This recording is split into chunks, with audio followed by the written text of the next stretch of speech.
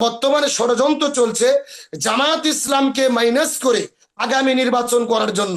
হাসনাত আব্দুল্লাহ কিন্তু পরিষ্কার করে বলেছেন যে সেখানে আসন ভাগাভাগি করে আওয়ামী লীগকে ফিরাইয়া আগামী একটা নির্বাচনের কথা ক্যান্টনমেন্টে উঠেছে। তার মানে ক্যান্টনমেন্ট থেকে যেই বিষয়টি উঠেছে সেটা হলোই যে আগামীতে নির্বাচন হলে বিএনপি ক্ষমতায় যাবে। এখন বিএনপি যদি ক্ষমতায় যায়, বিরোধী দলে জামাত ইসলামকে আসতে দেওয়া যাবে না। বিরোধী দল কারা হবে? এনসিপি এবং আওয়ামী লীগকে ফিরিয়ে এনে তাদের ভেতরে আসন ভাগাভাগি করে বাঁটোয়ারা করে তাদের বিরোধী দল করতে চায়। এখানে কিন্তু জামাত ইসলাম এবং ইসলামপন্থীদেরকে মাইনাস করার একটা ষড়যন্ত্র আছে বলে আমি মনে করি। এখন প্রশ্ন করতে পারেন এটা আমি কেন মনে করলাম? তার পেছনে অন্যতম কারণ, এই বাংলাদেশে ভারতের এজেন্ডা এবং কাজ হলো ইসলামপন্থীদের দমিয়ে দেওয়া। আজকে বাংলাদেশের যে পরিস্থিতি, এখনই যদি একটা ফ্রি ফেয়ার সুন্দর নির্বাচন হয়, বিএনপি ক্ষমতায় যাবে, এতে কোনো সন্দেহ নেই। হয়তো বা 50-60টা কিংবা 80-100টা আসন নিয়ে জামাত ইসলাম বা এনসিপি মিলে বিরোধী দল হতে পারে, কিন্তু ভারত চায় জামাত ইসলাম যেন বিরোধী দল হতে না পারে। তার কারণ হলো জামাতের থিওরি, ভারতের এজেন্ডা শুধু বাংলাদেশে করিডোর নয়, সমুদ্র বন্দর পাওয়া নয়, ভারতের চাওয়া হলো বাংলাদেশে ইসলামপন্থীদের নির্মূল করা। তার কারণ তারা চিন্তা করেছে এই বছর নির্বাচনে জামাত ইসলাম যদি 50-60 বা 80 বা 100টি আসন পেয়ে বিরোধী দল হয়, আগামী 5-10 বছর পরে জামাত ইসলাম ক্ষমতায় যেতে পারে। এই জন্য প্ল্যান করে তারা এখনই জামাত ইসলামকে মাইনাস করে কিভাবে আওয়ামী লীগকে ঢুকাইয়া এনসিপির মাধ্যমে আপনাদের একত্রিত করে পরামর্শ করে সমঝোতার ভিত্তিতে তাদের বিরোধী দল দাঁড় করানো যায়, এমন একটি ষড়যন্ত্রই হচ্ছে বলে আমি মনে করি। তার অন্যতম প্রমাণ যদি আমরা লক্ষ্য করি, জামায়াত ইসলামের নেতা এটিএম আজহার ইসলাম ভাইকে কিন্তু এখন পর্যন্ত মুক্তি দেয় নাই। সমস্ত মামলা থেকে খালাস করা তো দূরের কথা, জামিন পর্যন্ত দেওয়া হয় নাই।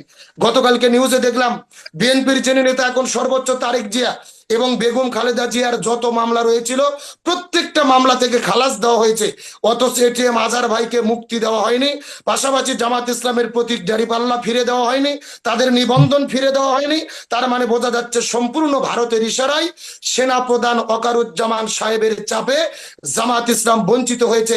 5ই আগস্টের পরে বিএনপি অনেক কিছু পেয়েছে, অন্যান্য দল অনেক কিছু পেয়েছে, সেই তুলনায় জামাত কিছুই পায়নি।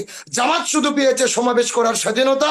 এর বাইরে যদি লক্ষ্য করেন, না দলের নিবন্ধন পেয়েছে, না দাঁড়িপাল্লা প্রতীক পেয়েছে, না তাদের নেতাকে মুক্তি করতে পেরেছে। আমি শেষ কথা বলি, সুতরাং এখান থেকে বোঝা যায় ভারতের ইশারায় ওয়াকারুজ্জামান সাহেব ইসলামপন্থীদের বাদ রেখে আগামীতে একটা আসন ভাগাভাগি করে নির্বাচনের ষড়যন্ত্রের দিকে যাচ্ছে। আমরা পরিষ্কার করে বলি, 24-এর অভ্যুত্থানে দেশ যে নতুন করে স্বাধীন হয়েছে, এই স্বাধীন দেশে আর ভাগ বাটোয়ারার কোনো নির্বাচন বাংলাদেশে কোনো জনগণ মানবে না। এনসিপির ভাইদেরকে বলবো, সেনা প্রধানের পাতানো ফাঁদে পা দিয়ে নির্বাচনে যাবেন না। আওয়ামী লীগের সাথে সমঝোতার ভিত্তিতে যদি নির্বাচনে যান, বিএনপির সরকার হবে, আওয়ামী লীগ বিরোধী দল হবে, আপনাদের হাতে মূল্য দিয়ে ছেড়ে দেবে। বিপদে পড়বে ছাত্ররা, বিপদের পড়বে জামাত ইসলাম।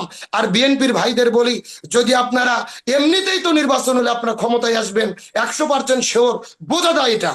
কিন্তু যদি আপনারা জনগণের মতামত বাদ দিয়ে সেনাবাহিনীর পাতানো ফাঁদে পা দিয়ে ক্ষমতায় আসেন, 6 মাসের ভেতরে ষড়যন্ত্র করে আপনাদেরকেও কিন্তু ফেলে দিয়ে ষড়যন্ত্র করে আবার আওয়ামী লীগকে ফিরানোর ষড়যন্ত্র হতে পারে।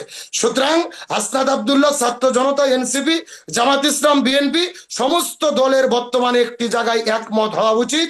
স্বৈরাচার ফ্যাসিস্ট আওয়ামী লীগের বিচার না হওয়া পর্যন্ত, তাদের দল হিসেবে নিষিদ্ধ না করা পর্যন্ত আগামী নির্বাচনে তারা যেন আসতে না পারে। এই ব্যাপারে 5 বছর পরে নির্বাচনের কোনো কথা কেউ বলে নাই ভাই। জামাত ইসলামের পক্ষ থেকে ডক্টর শফিকুর রহমান সব সময় বলেছেন যতটুকু সংস্কার প্রয়োজন, যৌক্তিক সংস্কারের পরে একটা নির্বাচন হওয়া উচিত, যে নির্বাচনের মাধ্যমে ফ্রি ফেয়ার একটা সুন্দর নির্বাচন হবে। আজকে যদি আমরা হঠাৎ করে 1 মাসের মধ্যে নির্বাচন দেই, প্রশাসনের দিকে আমরা তাকাই, প্রশাসন কি ঠিকঠাক কাজ করছে? আমরা তো সারা দেশে দেখছি প্রতিদিন ধর্ষণ, চাঁদাবাজি, রাহাজানি। জামাত ইসলাম মনে করে জামাত ইসলাম এবং এনসিপি একই পথে রয়েছে, জামাত ইসলাম এবং এনসিপি একই পথে রয়েছে। আপনারা মনে করছেন যে মহাসচিব একই বক্তব্য দিয়েছেন, তারেক জিয়াও একই বক্তব্য দিয়েছেন যে যৌক্তিক সংস্কারের পরে আমরা নির্বাচন। জামাত ইসলাম যদি ভুল করে, তাদের ব্যাপারে জনগণের মতবাদ কি, জনগণ অবশ্যই সেই ব্যাপারে সামনে রায় দেবে। তবে একটা কথা পরিষ্কার করে বলি, আপনি যে বলছেন জামাত ইসলামের নেতৃবৃন্দ ফাঁসি হয়েছে, তাদের যে খেসারত দিতে হয়েছে, আমি মনে করি এটা সম্পূর্ণ ভারতের ইশারায়।